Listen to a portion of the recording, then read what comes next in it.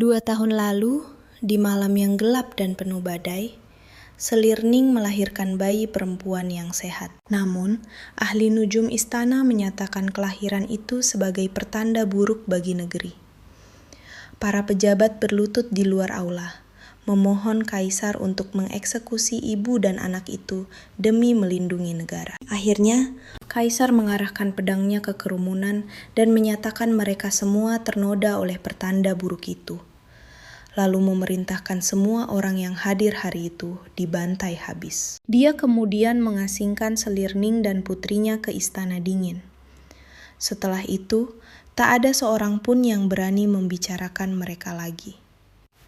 Kini, di usia baru 2 tahun, Caca sudah jago menangkap ikan. Suatu hari, dia dengan gembira memamerkan ikan yang dia tangkap di kolam Istana Dingin. Di tepi kolam, pelayannya berteriak cemas, "Tuan Putri, tolong keluarlah, nanti Anda masuk angin." Tapi Caca yang terpesona melihat ikan besar memutuskan untuk menangkap satu lagi. Dengan lompatan kuat, hap, dia mendapatkannya. Tapi saat dia naik dari air, kakaknya Sangca sudah menghilang. Caca berkeliaran mencari Sangca, tapi segera sadar kalau dia tersesat. Tiba-tiba, dia melihat seorang pria berpakaian mewah duduk di depan sana. Wajah tampan mulai terlihat. "Wah, Paman Kasim ini cantik sekali," pikirnya. Sambil berjinjit, dia menarik lengan baju kaisar dan bertanya dengan suaranya yang manis dan nyaring. "Paman Kasim, lihat kakak Sangca tidak?" Namun, sang tiran agung itu hanya mengangkat kerahnya.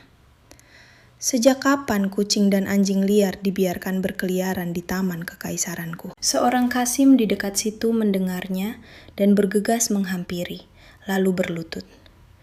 "Yang mulia, ampuni hamba. Liu, buang dia ke kolam, lalu terima hukumanmu." Ketakutan, Caca mulai menangis kencang. "Jangan bunuh aku." Dia meronta di pelukan Liu sampai berhasil lepas dan mendarat di tanah. Dia berdiri di sana menatap kosong ke arah sang tiran, berpikir, "Kenapa paman marah sekali? Apa dia lapar?" Caca juga suka uring-uringan kalau lapar. Sesaat kemudian, wajah Caca menjadi cerah. Dia mengangkat keranjang ikannya. Paman boleh makan ikan ini?" Kaisar menatapnya dengan bingung saat Caca mengeluarkan ikan besar dan melemparnya ke kakinya. Liu mulai memarahinya, tapi Kaisar menghentikannya dan memerintahkannya mengambil ikan itu. Dengan ekspresi dingin, dia berkata, "Kuterima ikan ini, tapi lain kali kau pergi memancing, bawa orang dewasa, atau kau akan tenggelam." Menatap mata menyeramkan itu, Caca mundur dengan gugut. "Kenapa rasanya Paman Kasim ini sedang mengutukku ya?" Kaisar mengulurkan tangan, hendak bertanya, "Siapa namamu?" Tapi Caca mengira dia minta ikan lagi. Dia cepat-cepat melambaikan tangan mungilnya. "Nggak boleh, ikan ini buat bunda. Caca nggak bisa kasih ke paman. Nanti Caca tangkapkan lagi ya." Tepat saat itu, Liu membungkuk dan berbisik di telinga Kaisar. "Yang mulia, hari sudah sore. Anda ada pertemuan dengan Menteri Kepegawaian dan harus memberi salam pada Ibu Suri nanti." Saat keduanya bicara, Caca menyambar keranjangnya dan lari. "Kalau aku nggak pergi sekarang, paman itu bakal ambil ikanku yang lain." Dia lari begitu cepat sampai tersandung batu dan mulai menangis. Tapi meski kesakitan, dia tidak lupa memungut ikannya. Memeluk ikan besar itu dengan mata berkaca-kaca, dia berpikir, "Ini di mana?" Caca tersesat lagi. Tiba-tiba, dia mendengar kakak Sangca berteriak minta tolong di dekat situ. Sangca sedang dijadikan target panahan manusia oleh Pangeran Xiao. Tepat saat itu, Pangeran mendengar suara kecil berteriak, "Dasar jahat!" Dia menunduk dan melihat Caca. Lehernya mendongak, menunjuk dengan jari mungilnya. "Jangan ganggu kakak Sangcaku!" Pangeran Xiao Yao tampak kesal. "Dari mana datangnya si gendut kecil ini? Mengganggu latihan memanahku itu kejahatan berat tahu." Sangca bergegas maju. "Yang mulia, jika Anda marah, lampiaskan saja pada hamba. Tolong jangan sakiti Putri Caca. Mendengar Sang Ca memanggilnya Putri, Xiao Yao terkejut. Yang mulia, Kaisar cuma punya putra, tidak punya putri. Dari mana datangnya seorang putri? Saat Caca mendengar dia dipanggil gendut kecil, dia marah dan berkata dengan suara balita paling galak yang bisa dia buat. Aku bukan gendut, dagingku cuma kebanyakan tahu. Melihat bakso kecil yang menggemaskan itu, Pangeran Xiao Yao tidak tahan untuk mengulurkan tangan dan mencubit pipinya. Cubitan itu membuat mata gadis kecil itu berkaca-kaca. Lepasin. Xiao Yao melepaskannya, masih menggodanya. Si gendut kecil ini sensitif sekali. Baru dicubit sekali, pipinya sudah merah semua. Caca mengusap pipinya, berpikir. Dasar jahat, kamu sudah panggil aku gendut 3 kali. Awas ya, akan kubalas. Tepat saat itu, Pangeran Xiao menepuk pelan kepalanya. Kenapa melamun, gendut? Caca mengumpulkan seluruh tenaganya dan berteriak. Dasar babi besar, jelek dan bau. Kata-kata itu baru saja keluar dari mulutnya saat Xiao Yao mengangkatnya, menatap tajam matanya. Kau panggil aku apa tadi? Bahkan para pengawal di dekat situ berkeringat dingin. Tamislah riwayatnya. Tahu tabiat pangeran, dia pasti akan menjadikan gadis kecil ini bantalan jarum. Sang Ca segera menjatuhkan diri berlutut dan memohon. Yang mulia, Tuan Putri masih kecil. Tolong ampuni dia kali ini. Sekali. Tapi Caca mengepalkan tinju kecilnya dan mengamuk. Memukuli Pangeran Xiao Yao sambil berteriak. Dasar kau babi bau, lepaskan aku. Di luar dugaan semua orang, Pangeran Xiao malah tertawa terbahak-bahak. Para pengawal tertegun. Apa yang salah dengan Pangeran Xiao Yao yang menakutkan dan sadis hari ini? Dia dihina, tapi bahkan tidak naik pitam sama sekali. Dia perlahan menurunkan Caca dan mencolek pipinya. Dasar gendut kecil, kalau ada yang memanggilmu putri, coba beritahu aku, dari istana mana asalmu? Dia membatin. Aku tidak pernah dengar yang mulia punya seorang putri. Kalau dia bukan putri sungguhan, aku akan karungi dia dan bawa pulang. Jarang sekali melihat gadis kecil seimut ini di istana. Caca membusungkan dadanya dengan bangga. Putri kecil dari istana dingin. Xiao Yao tertegun. Jadi, dia adalah putri Selirning, orang yang diasingkan yang mulia ke istana dingin. Dia menggendongnya lagi untuk melihat lebih dekat. Kalau mengabaikan semua lemak bayi ini, kau benar-benar mirip ibumu. Dan mulut itu, itu persis seperti milik yang mulia. Caca yang masih memeluk ikannya menunjuk ke arahnya. Jangan panggil aku gendut lagi. Aku cuma main-main jadi tembem. Kamu tuh yang jelek banget. Asal tahu saja, aku ini 1 dari 4 pria paling tampan di dinasti Yani. Gendut kecil berani kasar padaku, harus bayar harganya. Tiba-tiba, Caca mencolokkan jarinya ke lubang hidung pangeran dan berkata dengan manis. Aku tidak takut sama kamu. Rasa sakit itu membuat Xiao langsung menjatuhkannya. Pengawalnya bergegas maju dengan panik. Caca mengambil kesempatan untuk menjulurkan lidah padanya, lalu menarik tangan Sang Ta dan kabur. Kembali ke istana dingin, dia langsung menyiapkan api untuk membakar ikan buat ibunya. Wajahnya belepotan abu sampai dia terlihat seperti penyapu cerobong asap kecil. Saat itu, Selirning keluar dengan tubuh lemah. Caca berlari menghampirinya untuk memberitahu bahwa dia sedang membakar ikan untuknya. Kamu tidak boleh menangkap ikan di kolam lagi, kata Ning dengan cemas. Itu sangat berbahaya dan ibu khawatir. Caca terlihat sedih. Ibu sakit. Aku cuma mau ambil ikan buat ibu makan. Tanga ikut menyelah. Tuan, putri kecil sangat bertekad menangkap ikan untuk membantu Anda pulih. Dalam perjalanan pulang, kami bahkan bertemu Pangeran Xiao Yao. Kalau bukan karena Tuan Putri membela saya takut saya akan kena masalah besar. Ning bertanya pada Caca dengan cemas. Apa Pangeran Xiao menindasmu? Caca berseri-seri, menyombongkan bagaimana dia tidak hanya mengejek paman jahat itu, tapi juga mencolok hidungnya. Ning tercengang. Dia hampir tidak bisa membayangkan Pangeran Xiaoyao yang menakutkan itu dicolok jarinya ke dalam hidungnya. Dia memperingatkan Caca bahwa dunia luar itu berbahaya, dan dia harus menjauhi orang-orang seperti pangeran mulai dari sekarang. Caca berjanji pada ibunya dan kembali membakar ikannya. Duduk di sana, dia memikirkan ikan yang sudah dia berikan padaku dan bertanya-tanya apakah dia akan membakarnya juga. Gu itu bicaranya lembut sekali, tidak seperti babi bau yang memanggilku gendut kecil. Caca menghela napas secara dramatis. Kenapa orang-orang begitu berbeda? Sementara itu, Kaisar Tiran sedang dalam perjalanan ke Istana Qining untuk memberi salam pada Ibu Suri. Dia berpapasan dengan Pangeran Xiaoyao yang juga hendak melakukan hal yang sama dan menolak untuk minggir. Kaisar menyerangnya dengan beberapa sindiran tajam, dan Xiaoyao dengan enggan membiarkannya lewat. Tepat saat itu, Xiaoyao melihat Kasim Liu sedang membawa seekor ikan. Dia berpikir, si gendut kecil punya satu, dan sekarang kakak Kaisar juga punya satu. Apa ini gaya tren ayah anak yang baru? Kedua bersaudara itu masuk menemui Ibu Suri bersama-sama. Xiaoyao menggoda. Liu, ikan itu pasti berat. Kenapa tidak kau berikan padaku saja? Biar aku bawakan untukmu. Sama sekali tidak boleh, Yang Mulia Pangeran. Ikan ini hadiah untuk Baginda Kaisar dari seorang gadis kecil 2 tahun di Bukit Belakang. Baginda sangat menghargainya dan memerintahkan hamba menjaganya dengan nyawa hamba.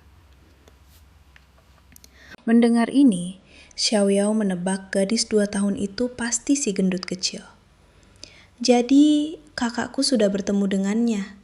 Tapi dia mungkin tidak tahu kalau itu putrinya, kan? Keduanya memberi salam pada Ibu Suri. Kaisar menanyakan kesehatannya, tapi beliau langsung mengalihkan pembicaraan, menyeka matanya.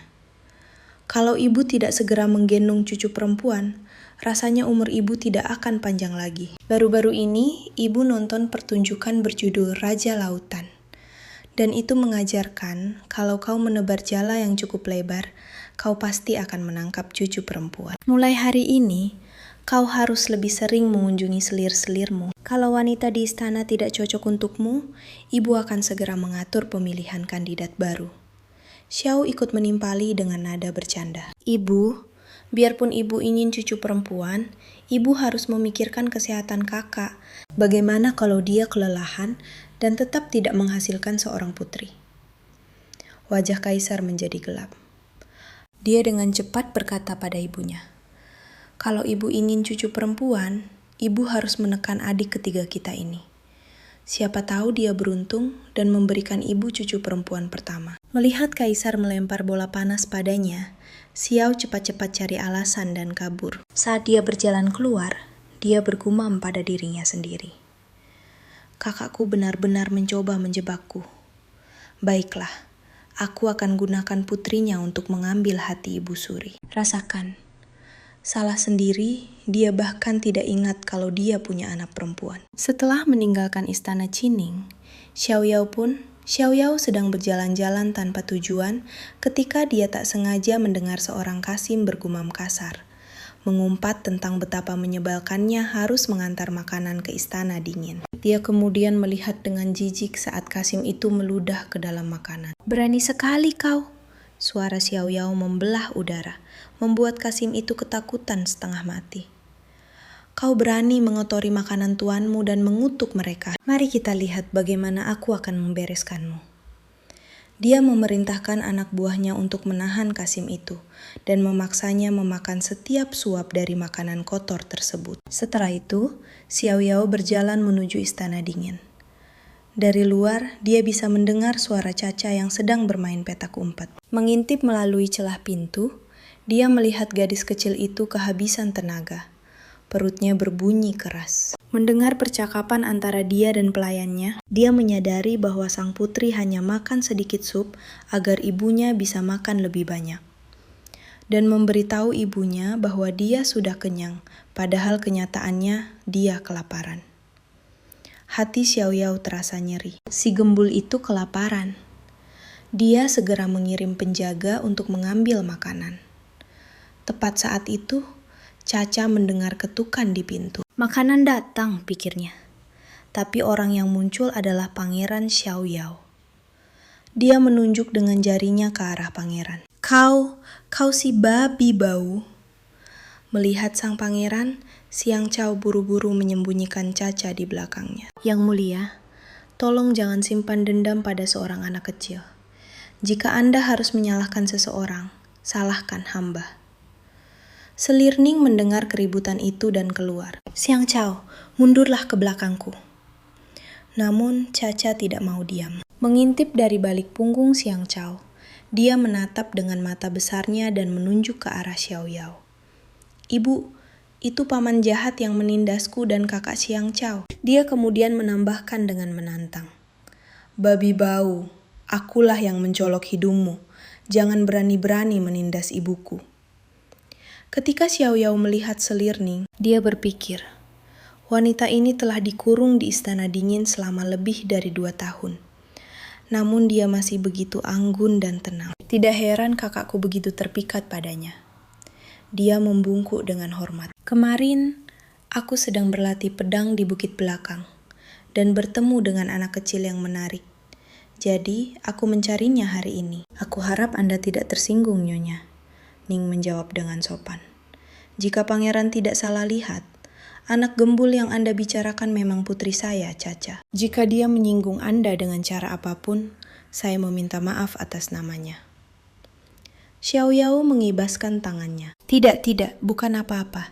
Kakakku mengirim kalian berdua ke Istana Dingin 2 tahun lalu. Aku membayangkan kalian pasti sangat menderita. Ekspresi Ning tetap tenang. Yang mulia Kaisar sudah membuang saya ke Istana Dingin.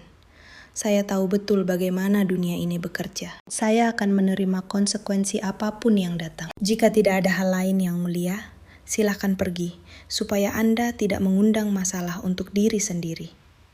Xiaoyao tersenyum angkuh.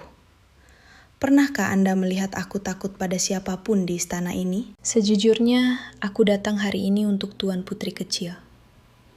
Tepat saat itu, seorang penjaga mengumumkan. Hidangan kerajaan telah tiba. Xiaoyao menyuruh membawakan hidangan lezat dalam jumlah besar. Menjelaskan bahwa itu adalah permintaan maaf karena telah menakuti sang putri kemarin. Dia berjanji bahwa mulai sekarang, dapur kerajaan tidak akan lagi menelantarkan Istana Dingin. Melihat semua makanan itu, mata Caca berbinar dan air liurnya mulai menetes. Xiaoyao berkata dengan senyum penuh kasih sayang. Ayo, makanlah. Paman menyiapkan ini khusus untukmu. Caca berbalik, melingkarkan lengannya di leher Xiaoyao dan mendaratkan ciuman yang besar dan nyaring di pipinya. Xiaoyao tertegun. Apa yang baru saja terjadi? Apa si gembul ini baru saja menciumku? Dia tersenyum pada Ning. Aku cukup menyukai anak ini. Aku bertanya-tanya apakah Anda mengizinkanku membawanya pergi bersamaku selama 1 atau 2 hari. Ning menduga Caca akan terlalu malu untuk pergi dengan orang asing. Tapi Xiaoyao membungkuk dan berbisik. Pamanmu ini punya banyak camilan, dan kau boleh membawanya pulang bersamamu. Saat Caca mendengar itu dan tahu dia bisa membawa camilan pulang untuk ibunya, dia langsung setuju. Dan begitu saja, Xiaoyao pergi dengan Caca dalam gendongannya. Dia masih terbuai dalam kehangatan ciuman anak itu.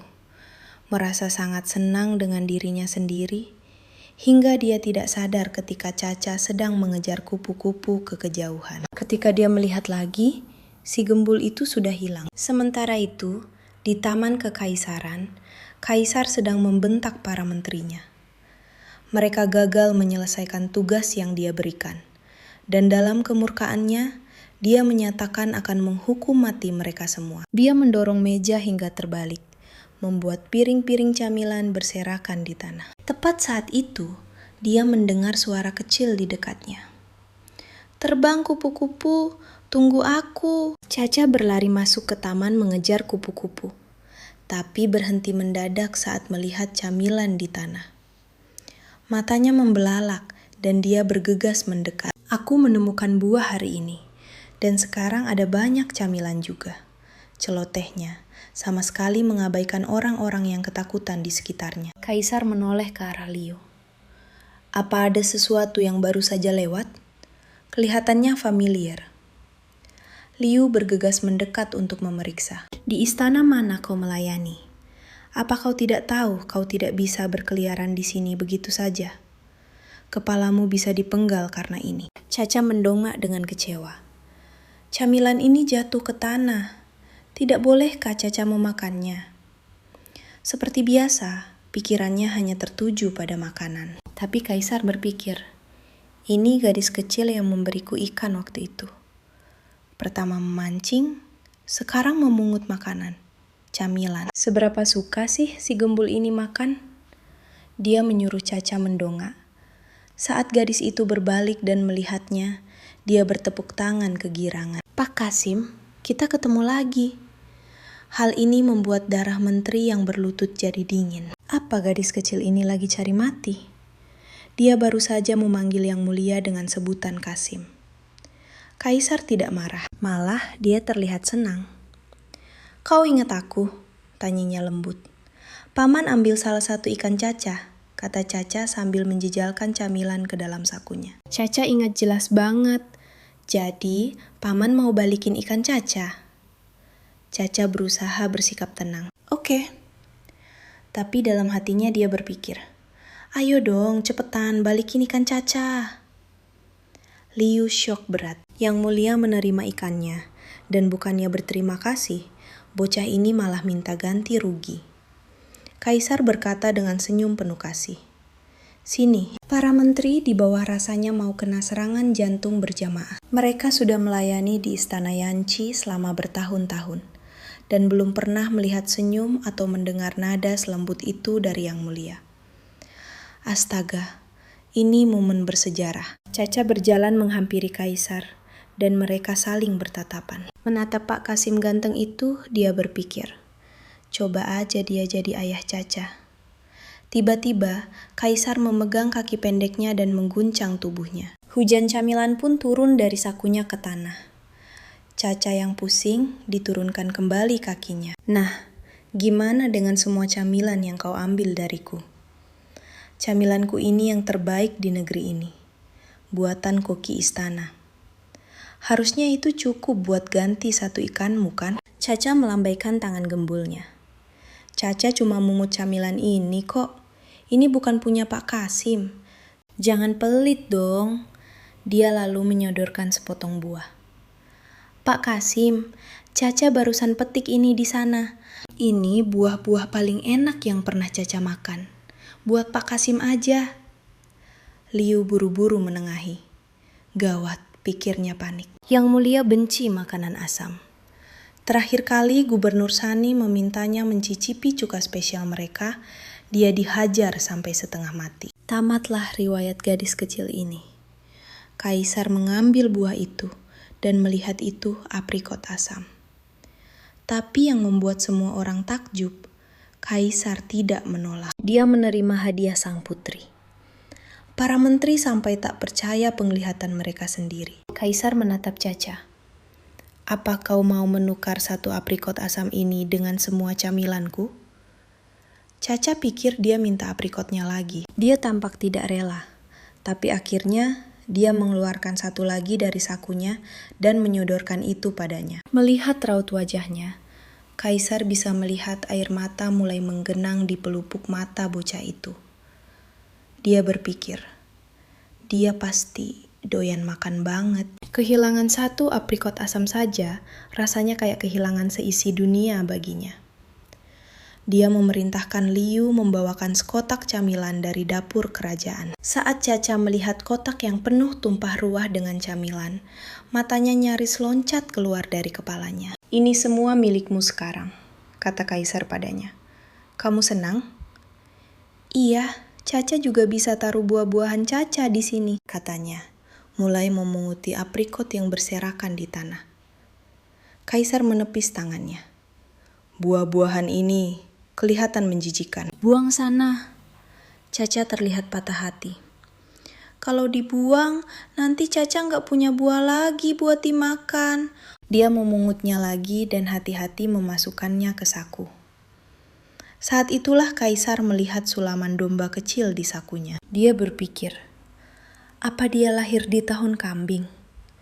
Itu berarti usianya 3 tahun sekarang. Kalau dipikir-pikir, aku pernah punya putri.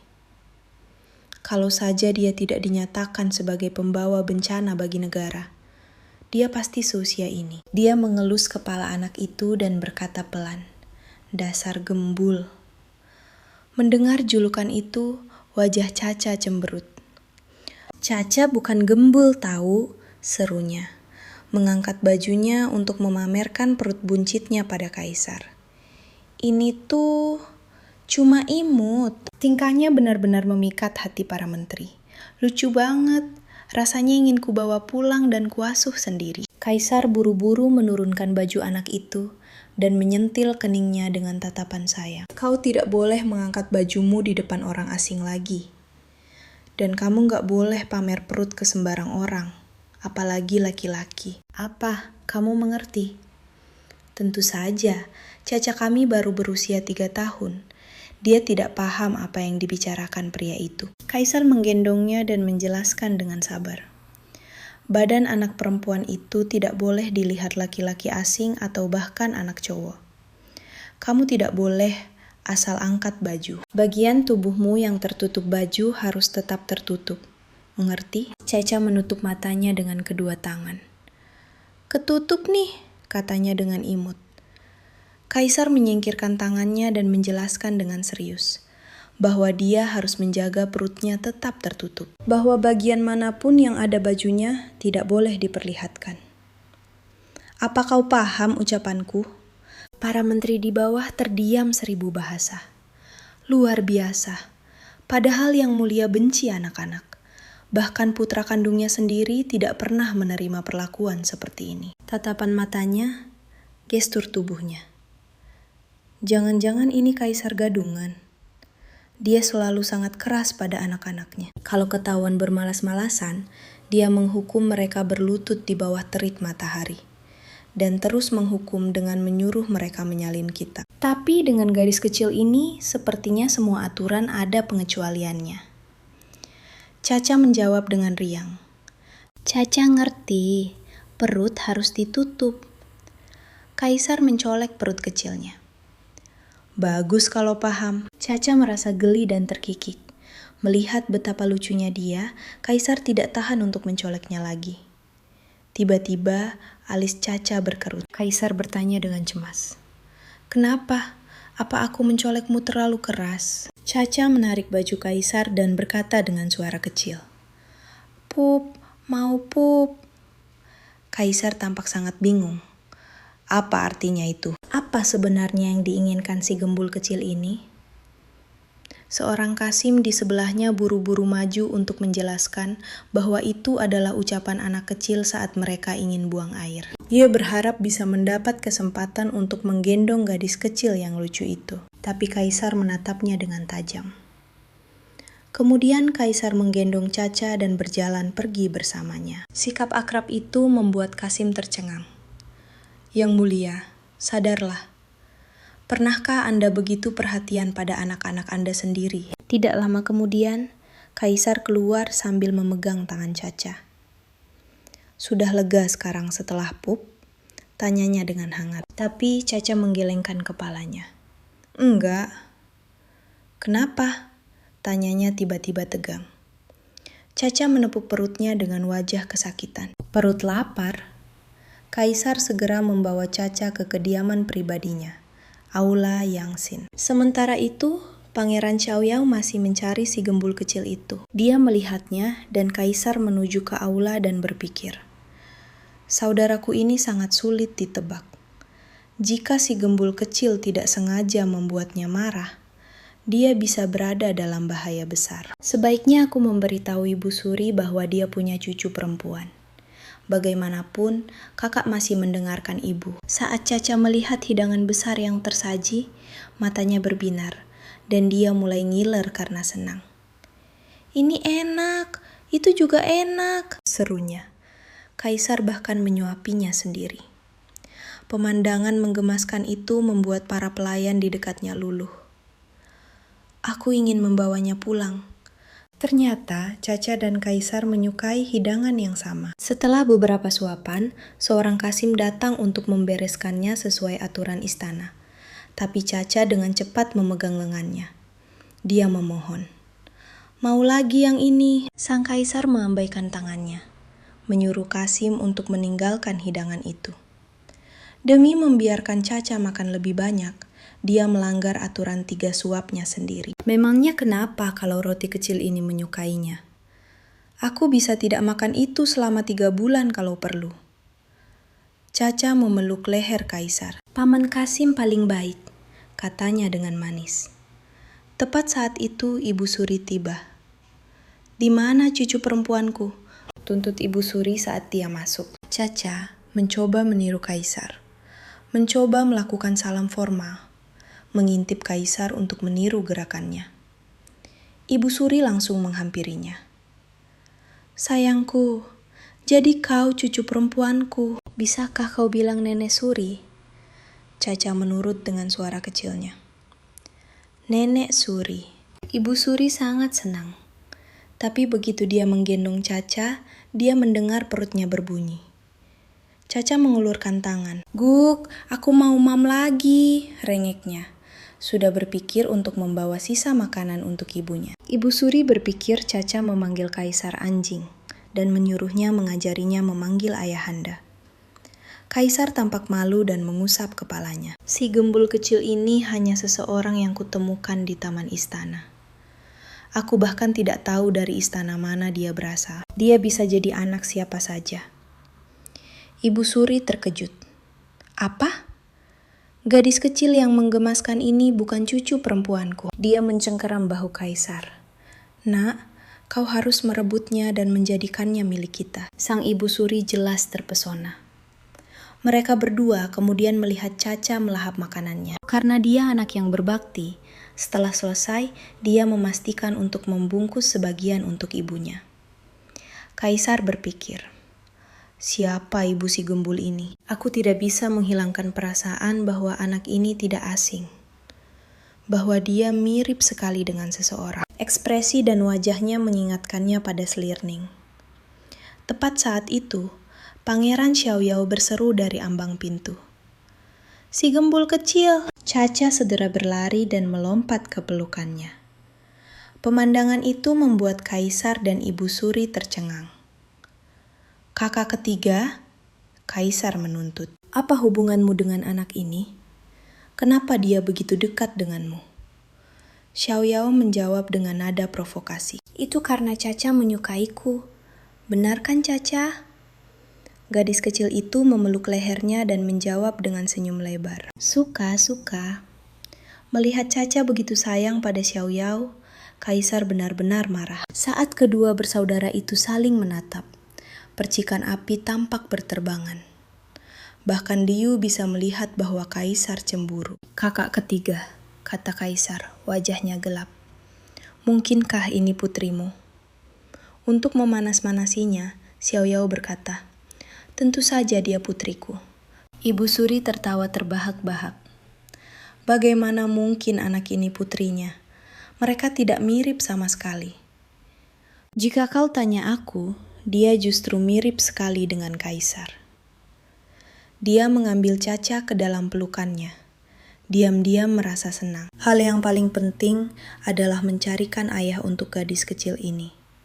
Dia bertanya pada Caca, "Dari kedua orang ini, siapa yang kau ingin jadi ayahmu?" Ibu Suri mengangkat Caca, memintanya memilih salah satu dari mereka untuk menjadi ayahnya. Caca melihat sekeliling bingung. Ibu Suri tersenyum ramah dan menunjuk ke arah Kaisar. "Apa kau mau dia jadi ayahmu? Dia itu Kaisar loh." Caca menatap Kaisar cukup lama.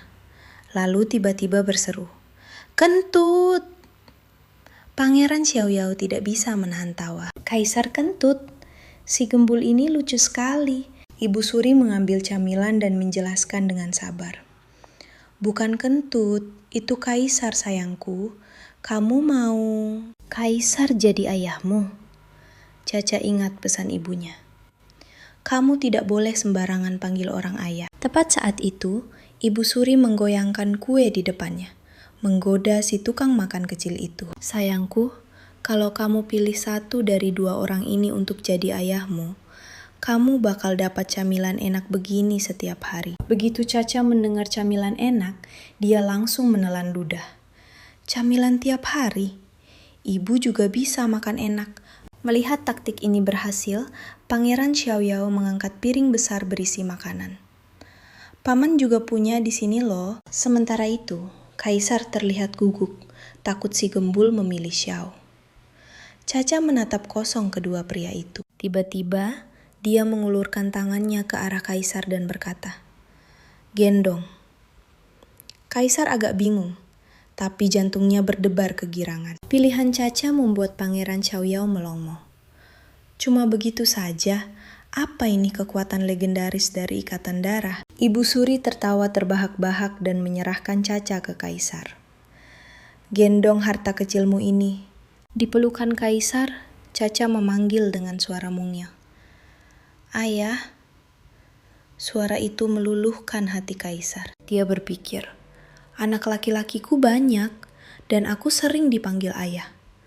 Tapi kali ini rasanya beda. Melihat pemandangan yang mengharukan itu, Ibu Suri sangat tersentuh. Dilihat dari manapun, Kaisar dan cucu manisku ini bagai pinang dibelah dua. Dia benar-benar cucu kiriman surga. Pangeran Xiao di sisi lain terlihat seperti mau menangis. Kebahagiaanku musnah. Aku sudah susah payah mengambil hati si gembul, hanya untuk kehilangan segalanya saat dia bertemu ayah kandungnya. Saat itu, Caca menguap. Mantuk. Dalam sekejap, dia sudah tertidur pulas di gendongan Kaisar. Saat Kaisar berbalik untuk membawanya pergi, dia berkata, "Karena si gembul sudah tidur, ibu dan adik ketiga pulanglah. Kita tidak mau terlalu banyak orang di sini yang mengganggu tidurnya." Wajah Xiaoyao berubah kesal. Dia baru mau menyebut Kaisar tidak punya hati. Tapi Ibu Suri membekap mulutnya. "Kabari ibu begitu cucuku bangun ya." Kaisar mencoba menaruh Caca di kasur, tapi dia memeluk lehernya erat-erat. Liu melihat kesempatan untuk menggendong gadis kecil yang lucu itu. Tapi Kaisar memberinya tatapan maut sampai dia mematung. Akhirnya, Kaisar terus menggendong Caca, menatapnya tidur dengan tatapan lembut. Liu mengingatkan dengan hati-hati, "Sebentar lagi, menteri akan datang untuk menghadap." Belum sempat dia selesai bicara, Kaisar memotong. "Aku tidak terima tamu hari ini." Dia lalu mengusir Liu dari kamar. Liu buru-buru menutup pintu sambil bergumam, "Ini pertama kalinya sejak Baginda naik tahta, beliau melalaikan tugas. Dan itu cuma demi melihat gadis kecil tidur." Dalam mimpinya, Caca melihat gunungan makanan enak, dan tanpa sadar, mulai menggigit dada Kaisar seolah itu paha ayam. Saat Kaisar bangun untuk sidang pagi, dia mendapati si gembul sudah hilang. Hanya tersisa kantong bordir gambar domba yang tertinggal di sana. Dia memerintahkan pasukannya mencari ke setiap sudut istana, tapi nihil. Karena murka, dia mengancam akan memenggal kepala semua orang. Liu dengan takut-takut bilang kalau selain istana utama, ada satu tempat yang belum diperiksa. Istana dingin. Kaisar terdiam sejenak. Jadi, sepertinya si gembul itu benar-benar putriku sendiri. Tapi dia juga anak yang diramalkan ahli nujum akan membawa kehancuran bagi negara. Dia tidak bisa memikirkan itu sekarang.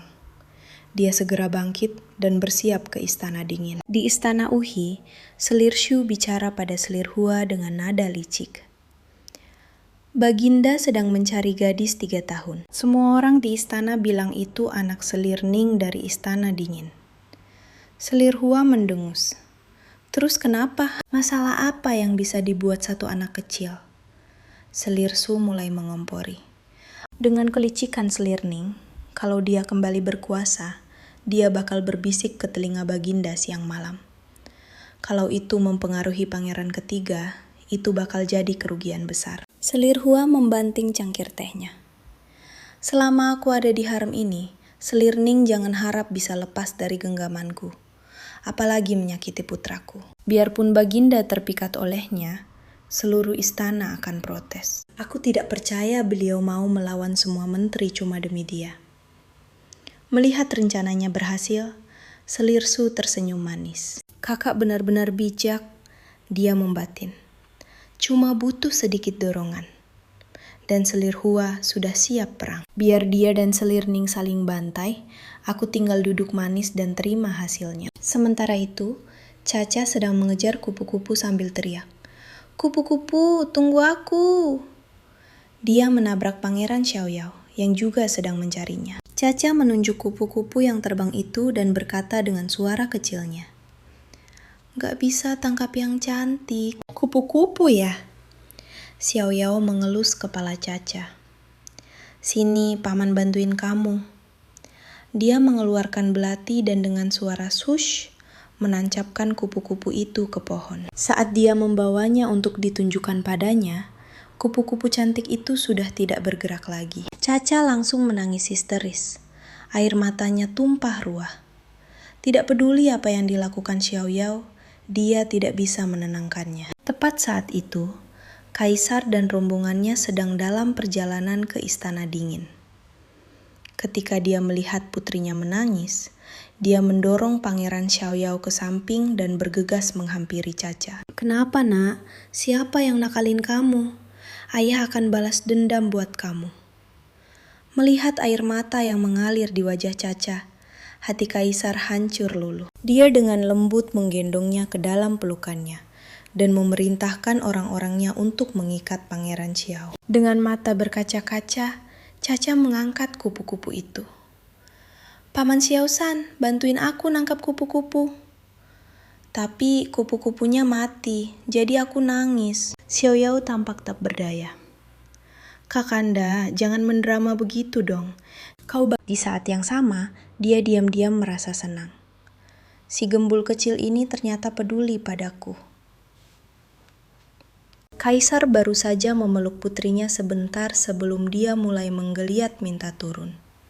Ternyata dia ingin menguburkan teman kupu-kupunya. Melihat kulit putrinya yang lembut dan halus, hati Kaisar terasa perih. Dan dia mulai menggali kuburan untuk kupu-kupu itu sendiri.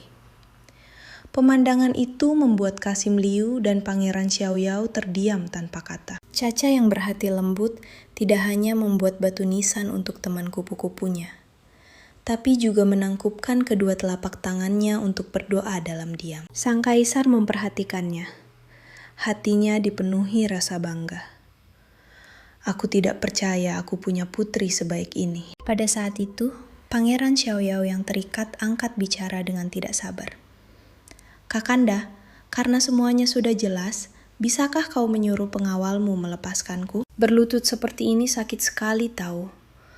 Tapi Kaisar memerintahkannya untuk tetap diam dan merenungkan perbuatannya. Caca yang pengertian bahkan memohon untuknya, sambil menepuk kaki gembulnya sendiri. Kaki Paman Xiaosan sakit. Sang Kaisar memeluk Caca dan melirik Xiaoyao. Bahkan putriku lebih bijak daripada kau. Dia dengan lembut menepuk pantat Caca. Sudah tidak apa-apa, ayo makan sama ayah. Begitu mendengar ada makanan, Caca mulai bertepuk tangan dengan gembira. Pangeran Xiaoyao hanya bisa melihat pasangan ayah dan anak yang penuh kasih itu berjalan pergi. Saat malam tiba, Selir Su kebetulan sedang melewati taman dan melihat Xiaoyao masih berlutut. Dia bertanya padanya kenapa, dan dia menjawab dengan tenang sambil memejamkan mata. Aku membuat putri kakak Kaisar menangis. Jadi, beliau menghukumku dengan menyuruhku berlutut di sini dan merenung. Wajah Selir Su berubah saat berpikir. Putri? Jadi, gadis kecil itu benar-benar anak haram. Hasil hubungan Selir Ning dengan Yang Mulia. Beliau mempermalukan Pangeran Xiaoyao di depan umum demi putrinya. Dia lalu memasang senyum palsu. Itu tidak terlalu serius. Aku akan bicara pada Yang Mulia dan memintanya mengampunimu. Tapi Xiaoyao menolak. Tidak perlu Yang Mulia. Kurasa hukuman kakak itu adil. Seharusnya aku tidak menggunakan senjata di depan Caca. Jika aku sampai tidak sengaja melukainya, aku tidak akan pernah memaafkan diriku sendiri. Jadi aku pantas berlutut. Selir Su terkejut. Dulu, setiap kali Xiaoya dihukum, dia akan selalu mencari cara untuk membalas. Apa bedanya hari ini? Apa dia tahu Selir Ning akan segera dibebaskan dari Istana Dingin dan dia tidak ingin menyinggung mereka? Sepertinya aku meremehkan kemampuan rubah betina itu. Aku tidak boleh membiarkan wanita itu bangkit kembali. Di Istana Tongen, Kaisar telah memerintahkan pesta besar dan sedang menyuapi Caca secara langsung. Para pelayan berbisik-bisik di dekat mereka. Bahkan para pangeran tidak pernah disuapi langsung oleh Yang Mulia. Putri Caca adalah yang pertama. Kaisar menatap sosok mungil yang menggemaskan itu di hadapannya sembari membatin. Festival melon emas tahunan akan segera tiba. Aku akan mengajaknya dan membiarkannya makan sepuas hatinya. Dia lantas memerintahkan Liu menyiapkan pavilion Tangmu untuk mandi. Di istana, hanya Kaisar sajalah yang boleh menggunakan pavilion Tangmu. Dia bertanya dengan lembut pada Cha, apakah dia sudah kenyang? Caca menepuk perutnya dengan riang dan menjawab, sudah. Kaisar langsung menggendongnya. Kalau begitu, ayo mandi sama ayah. Di pavilion Tangmu, Kaisar sedang bersiap mandi bersama Cha. Dia mengecek sendiri suhu airnya sebelum membiarkan dia. Gadis kecil itu belum pernah melihat hal seperti ini. Dengan gembira, dia mengangkat gaun kecilnya, lalu melompat ke air dengan suara biur, dan mulai main air dengan riang. Ini seru banget, serunya, sambil menyipratkan air ke wajah sang Kaisar. Tapi beliau tidak marah. Hanya mengingatkannya dengan lembut agar berhati-hati. Cha bahkan memamerkan gaya renang anjingnya. Sang Kaisar tersenyum, bertepuk tangan dan memujinya. Ayah baru tahu putri ayah bisa renang gaya anjing. Kamu lebih jago dari ayah. Mendengar pujian ayahnya, gadis kecil itu segera menyelam kembali ke dalam air dan mulai berenang lagi. Caca mereka menghabiskan waktu yang indah di pavilion Tangmu. Setelah mandi, Kaisar yang cemas dia kedinginan segera menyelimuti dia dengan handuk besar. Tepat saat itu, Liu menyadari ada suara kresek-kresek di tirai pintu dan membentak, "Siapa di sana? Keluar sini! Lancang sekali kau sembunyi di sini." Chang segera berlutut, bersujud berkali-kali. "Hamba Sang Cha tidak bermaksud jahat, Nyonya hamba." Mendengar Yang Mulia membawa putri kecil kembali dan khawatir dia akan merepotkan. Jadi beliau mengutus hamba untuk menengoknya. "Mohon ampuni nyawa hamba Yang Mulia." Kaisar menatap pelayan Sang Chao itu. Dia tampak familiar. "Siapa majikanmu?" tanyanya. Berkeringat deras, Sang Cha menjawab, Dia adalah Selir Ning yang dikirim ke Istana Dingin 2 tahun lalu." Mendengar nama Ning, Kaisar terdiam sejenak, lalu bertanya dengan dingin, "Selain menyuruhmu menengok Cha, apa dia minta hal lain? Seperti memintaku membebaskannya dari Istana Dingin?" Shang Chao menggeleng. "Beliau hanya meminta hamba menengok putri Cha, tidak ada yang lain." Dia menggertakkan gigi karena kesal. Wanita, bodoh itu Ning.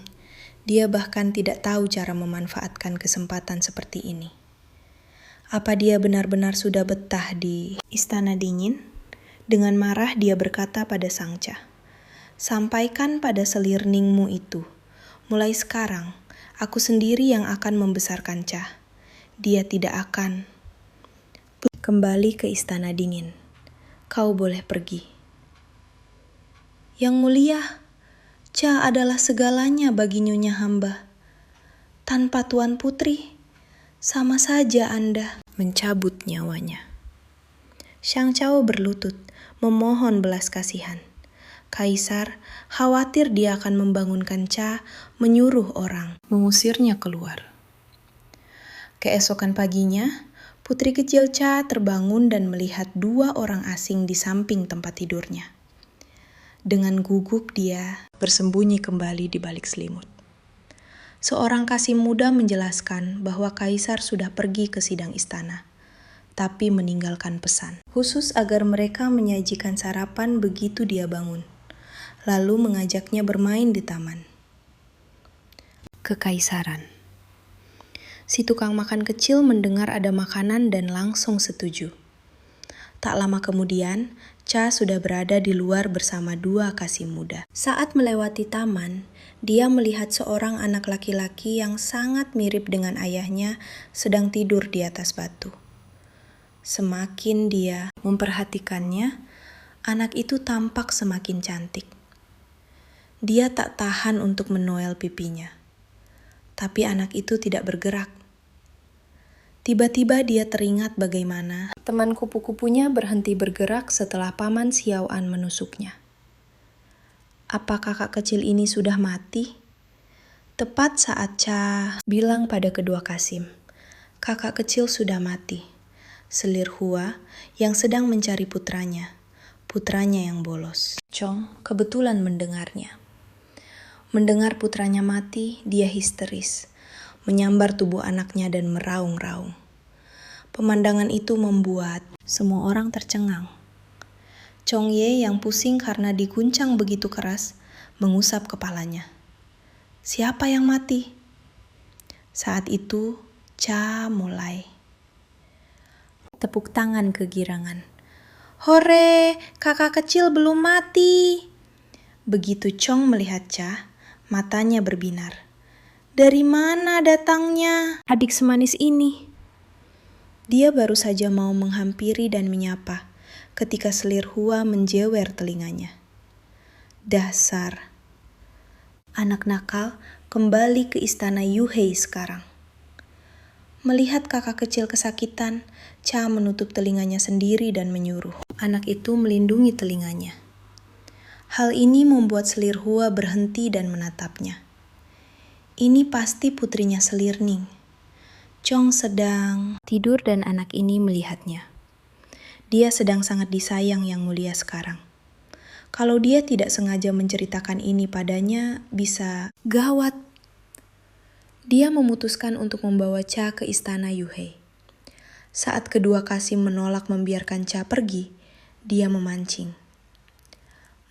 Gadis kecil itu dengan camilan, bilang kalau ada banyak makanan enak di istananya.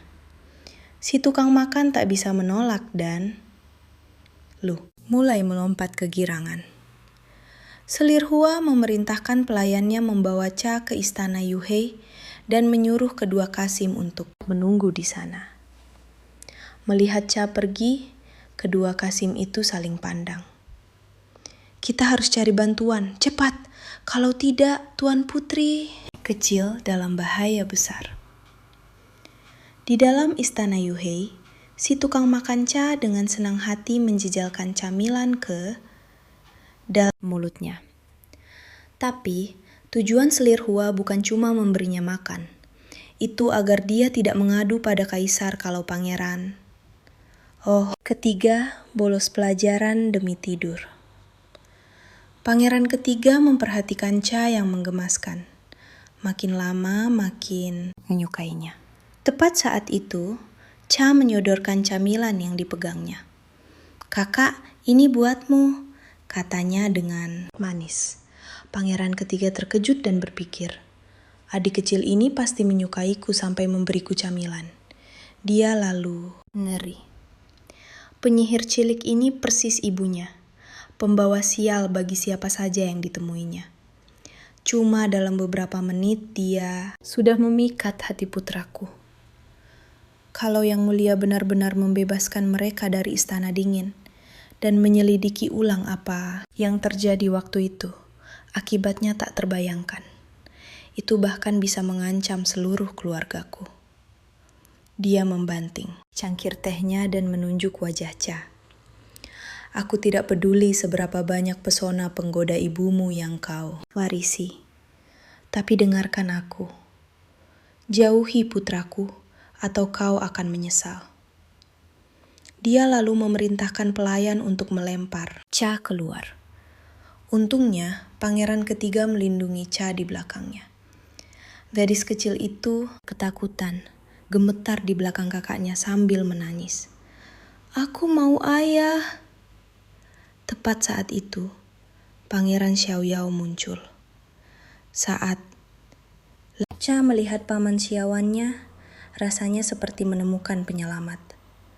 Dengan mata berkaca-kaca, dia menghambur ke pelukannya. Xiaoyao merasakan tubuhnya gemetar dan tahu ada yang tidak beres.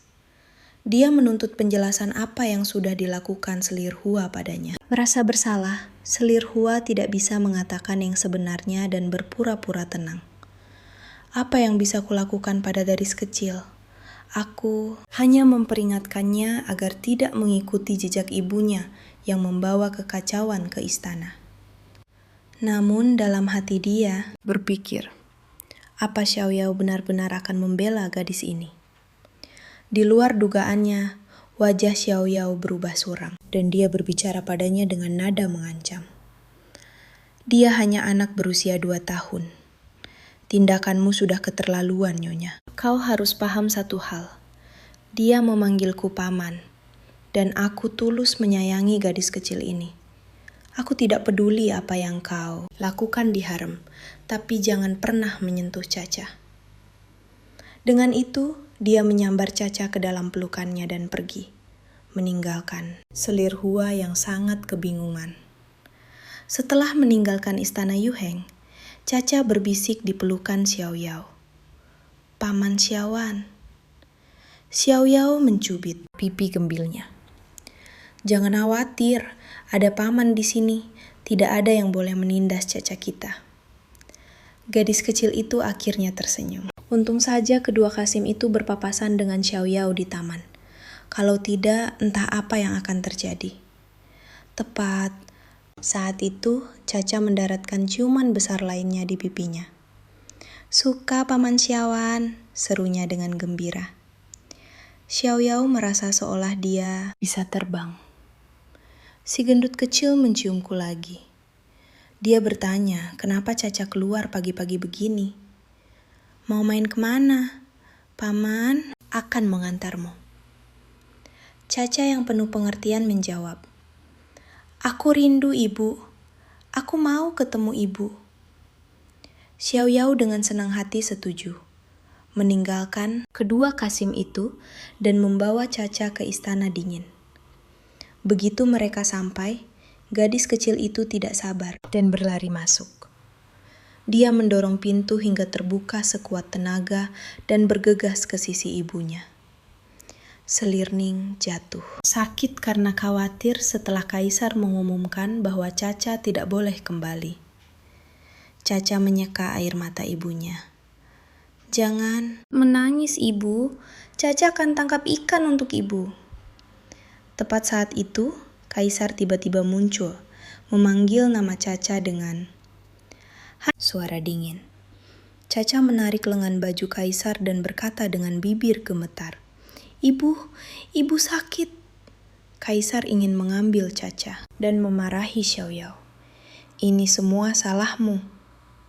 Xiaoyao tampak tak berdaya. Apa salah jika si gendut kecil ingin bertemu ibunya? Kaisar menggendong Caca dan berkata dingin, "Kembali ke istana Tongxi bersamaku."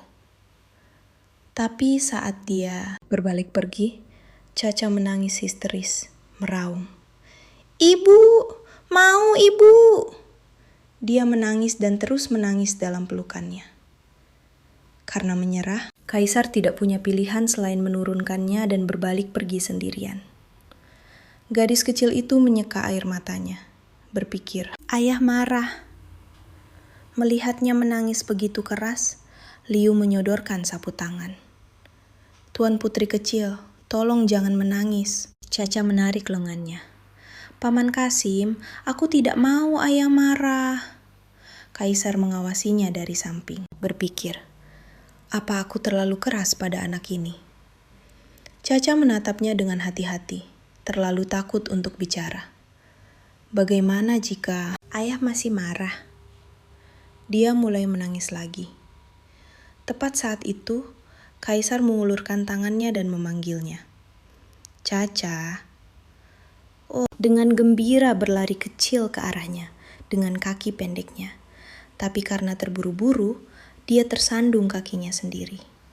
Hati Kaisar mencelos melihatnya jatuh.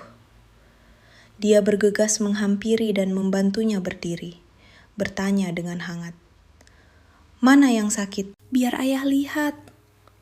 Dengan tangan gemetar, Caca mengangkat roknya, memperlihatkan luka lecet yang parah di kakinya. Kaisar merasa sangat bersalah. Bagaimana dia bisa terluka begini? Namun Caca yang penuh pengertian segera melambaikan tangannya. Jangan khawatir, ayah, tidak sakit kok. Kaisar menatapnya, berpikir. Dia terluka separah ini, tapi dia masih mencoba menghiburku. Dia segera menyuruh seseorang mengambil obat. Sambil memeluk Caca, dia berkata lembut. Ini semua salah ayah. Tapi Caca mengulurkan tangan dan menyentuh wajahnya dengan tangan kecilnya. Ayah, jangan sedih. Caca hanya ceroboh. Putriku tidak ceroboh. Putriku adalah anak paling pintar di dunia. Tepat saat itu, Ibu Suri tiba. Kaisar, takut ibunya melihat dia membiarkan Caca terluka, mencoba menjauh saat wanita itu meraih cucu perempuannya. Tapi tepat di saat itu, Liu berlari masuk membawa obat. Ibu Suri terkejut. Salep? Siapa yang terluka? Putraku terlihat sehat. Mungkinkah cucu kesayanganku yang terluka? Biar nenek Kanda lihat. Kaisar berpaling, sama sekali mengabaikannya dan menggendong Caca ke samping. Dia menyuruh Liu membawakan obatnya. Mereka berdua mulai berebut siapa yang akan mengoleskannya ke kaki Caca. Sampai Ibu Suri mendorong Kaisar ke samping. Sayangku, biar nenek Kanda yang oleskan obatnya untukmu ya. Caca yang bingung melihat pertengkaran mereka hanya bisa mengangguk. Ibu Suri memegang kaki kecilnya dengan lembut. Nah, setelah obatnya dioleskan, tidak akan sakit lagi. Tapi saat dia mengoleskannya, mata Caca berkaca-kaca. Dia teringat ibunya sendiri yang mengoleskan obat pada lukanya. Dan setetes air mata jatuh ke tangan Ibu Suri. Wanita tua itu panik, mengira dia telah menyakitinya. Tapi Caca hanya khawatir tentang ibunya. Yang dia inginkan hanyalah ibunya. Jadi, kapan Caca bisa bertemu ibunya? Ibu Suri mengira dia terlalu kasar dan mulai memukul tangannya sendiri. Ini semua salah nenek Kanda. Gadis kecil itu memeluk leher neneknya. Air mata mengalir di wajahnya. Bukan salah nenek. Caca cuma rindu. Bunda sakit. Jadi Caca harus tangkap ikan buat Bunda. Ibu Suri memeluknya erat-erat. Sayangku, kamu mau tangkap ikan buat bundamu? Siapa bundamu? Dia tinggal di istana mana? Sambil menyeka air matanya, Caca berkata, Aku putri kecil dari Istana Dingin. Ibu Suri terkejut. Istana Dingin? Kamu putrinya Selirning? Nak, kalau begitu kamu cucu kandungku. Dengan gembira, dia menggendong Caca dan menoleh ke arah Kaisar. Nak, apa dia benar-benar anakmu dengan Selirning? Kaisar menjawab dengan tenang. Ibu, Caca memang anakku dengan Selirning. Tapi karena Ning sudah diasingkan ke Istana Dingin, aku akan membawa Caca bersamaku dan membesarkannya. Nah, sendiri. Ibu Suri berseri-seri dan mengangkat Caca tinggi-tinggi. Dinasti Yanci akhirnya punya seorang putri. Tapi Caca masih menangis. Kangen Bunda, mau Bunda. Namun, Kaisar terus membaca dokumennya. Ekspresinya datar. Ibu Suri memeluk Caca dan memohon padanya. Biarpun kamu bawa Caca ke sini, kamu harus kasih anak ini waktu untuk menyesuaikan diri kan? Apa kamu tega melihat dia menderita begini? Kalau cucu kesayanganku sakit karena menangis, ibu tidak akan memaafkanmu. Tepat saat itu, Caca mengulurkan tangannya dan memanggil dengan manis. Ayah, gendong! Dia menjatuhkan dirinya ke pelukan ayahnya dan berkata dengan wajah sedih. Ayah, kasih bunda ikan ya. Caca nggak mau makan. Caca cuma mau minum sup sayur aja. Hati Kaisar akhirnya luluh. Dia menghapus air mata putrinya. Bukan berarti ayah tidak mampu kasih kamu makan. Kenapa kamu cuma minum sup sayur? Pikirannya melayang ke saat pertama kali bertemu dengannya. Kehidupan macam apa yang dijalani putriku di istana dingin? Pantas saja dia menangkap ikan sendiri. Putriku sangat suka daging. Tapi waktu pertama kali kami bertemu, dia dengan murah hati memberiku ikan. Dia bertanya dengan serius.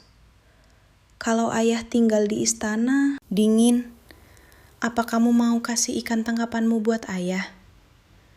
Caca langsung waspada. Apa ayah mau menipuku supaya ikanku diambil lagi? Dia tidak menjawab, dan Kaisar mendesak. Jawab ayah. Caca cemberut, terlihat tidak senang. Kaisar mencubit lembut bibirnya. Mau kasih tahu ayah enggak? Gadis kecil itu menggelengkan kepalanya kuat-kuat. Enggak. Ibu, Suri turun tangan memarahinya. Jangan bully cucuku. Kamu ini benar anakku bukan sih? Caca yang masih digendongnya menggembungkan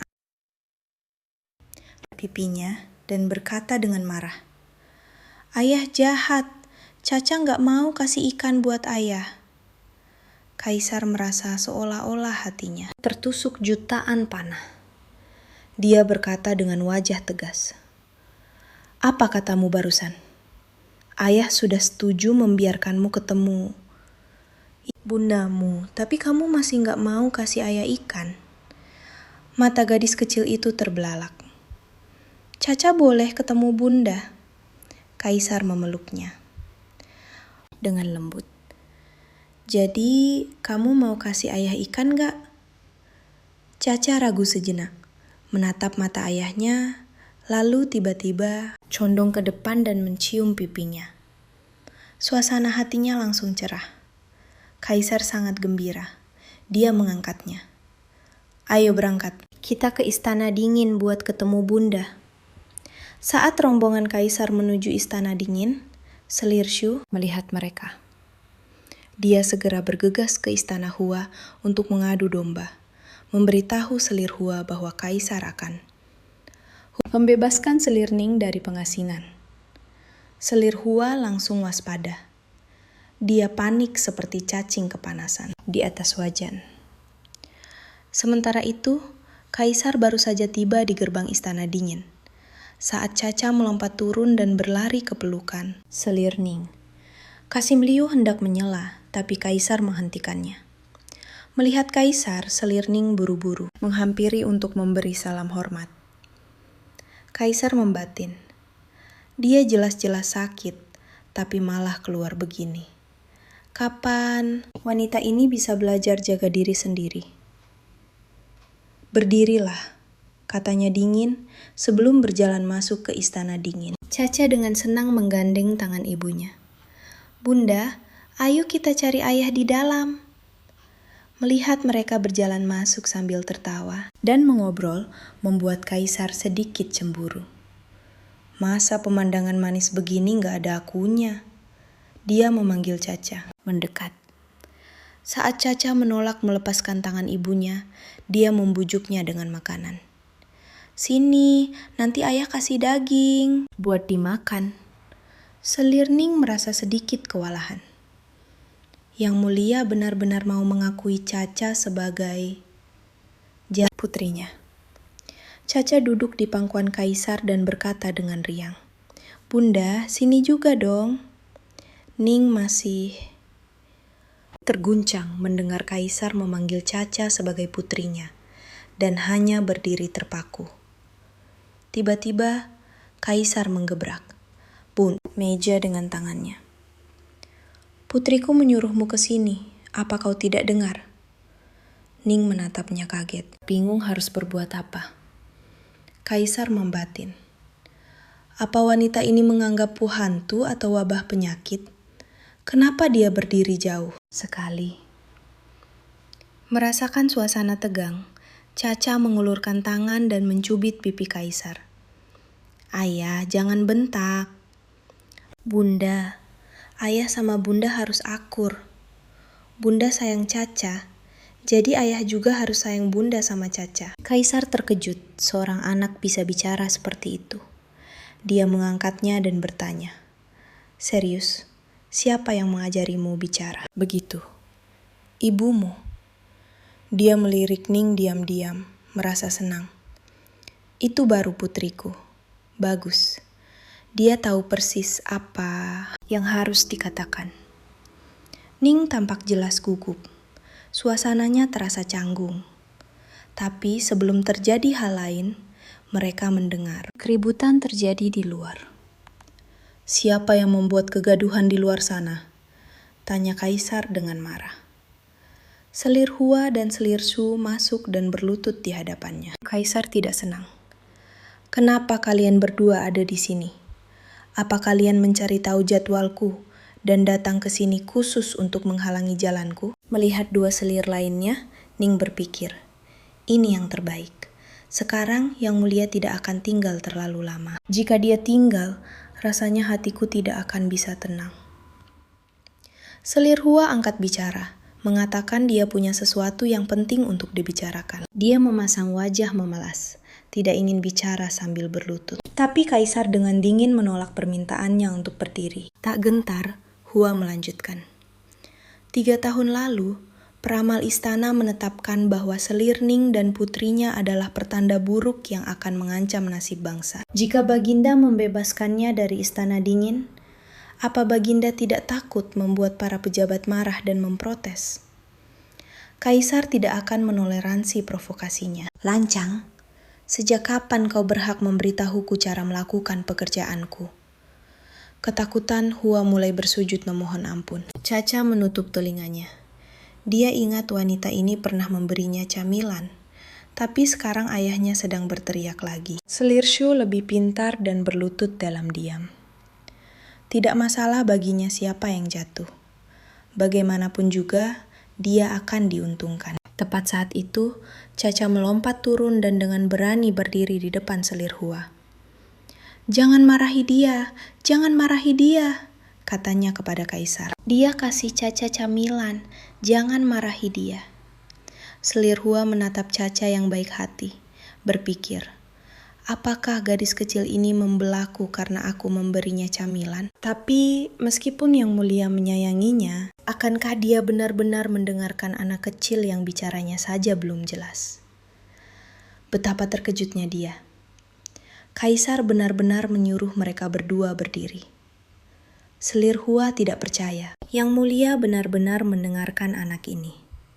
Sepertinya gadis kecil ini tidak boleh dibiarkan hidup. Tapi meskipun dia terhindar dari hukuman berat, dia belum sepenuhnya lolos. Kaisar menghukum mereka berdua untuk pergi memancing di kolam taman istana. Hua tertegun dengan hukuman itu. Shu, khawatir Kaisar mungkin berubah pikiran, segera menyeretnya pergi. Di tepi kolam, Hua mendidih karena marah saat memancing, menyalahkan Shu atas nasib sialnya ini. Kesal dengan rengekan Shu, Hua menyuruhnya pergi dan memikirkan cara untuk memenangkan kembali hati Kaisar agar tidak terpaku pada Istana Dingin. Tapi bukan hanya Hua tidak mendapatkan ikan. Dia tersandung batu yang ditendang Shu. Kakinya terpeleset dan biur. Dia jatuh ke dalam kolam. Parahnya, dia tidak bisa berenang. Dua kasimnya juga tidak bisa berenang dan hanya berdiri panik di tepi kolam. Tepat saat itu, Putri Caca melompat ke dalam kolam dan sekuat tenaga mulai mendorong Hua ke arah tepi. Hua linglung, apa yang ada di belakangku?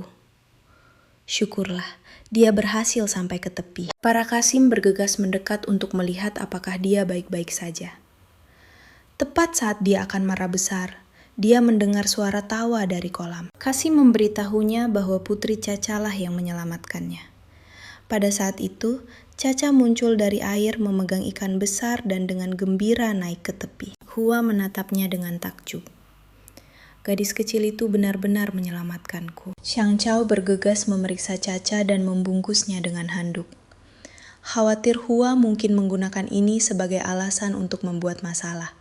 Dia bersiap untuk pergi. Tapi Hua berseru, "Berhenti!"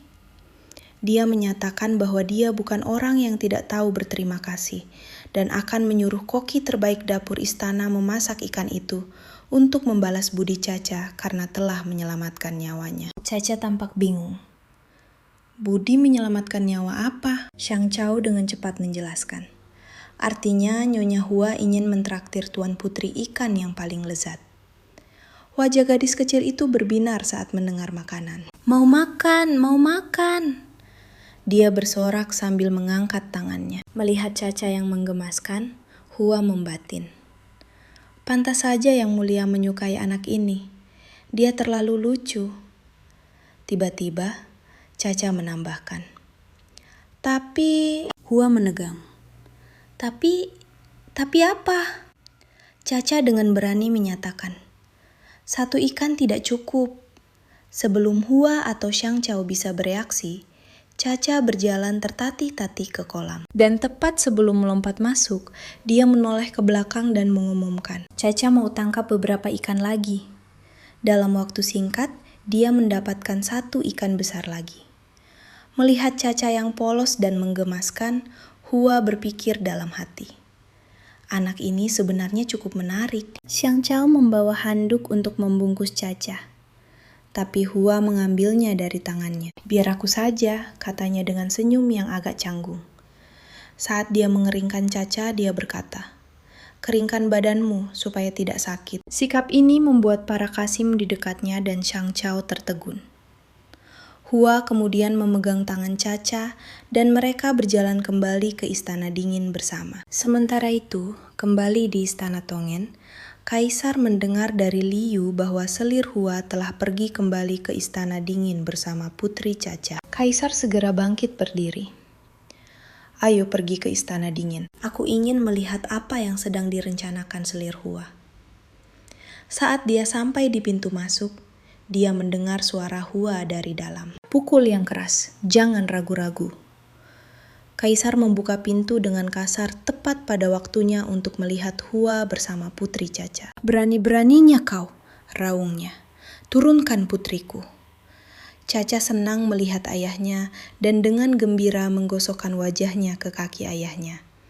Tapi Kaisar menggendongnya dan memeriksanya dengan teliti. Hanya ketika dia melihat putrinya tidak terluka, dia menurunkannya bawah. Gadis kecil itu terhuyung pusing. Ayah, Ca, pusing sekali.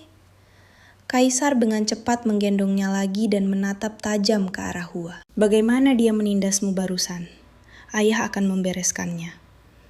Gadis kecil itu hanya menunjuk ke api di dekatnya dan berkata dengan riang. Hehe, itu ikannya. Hua tidak percaya bahwa Kaisar melihatnya sebagai wanita jahat seperti itu. Dia baru saja hendak menjelaskan ketika dia memotongnya dengan raungan. Diam! Ketakutan, Hua langsung menutup rapat mulutnya. Liu dengan cepat menambahkan. Putri kecil adalah permata hati Yang, jantung dan wajah Yang Mulia sendiri.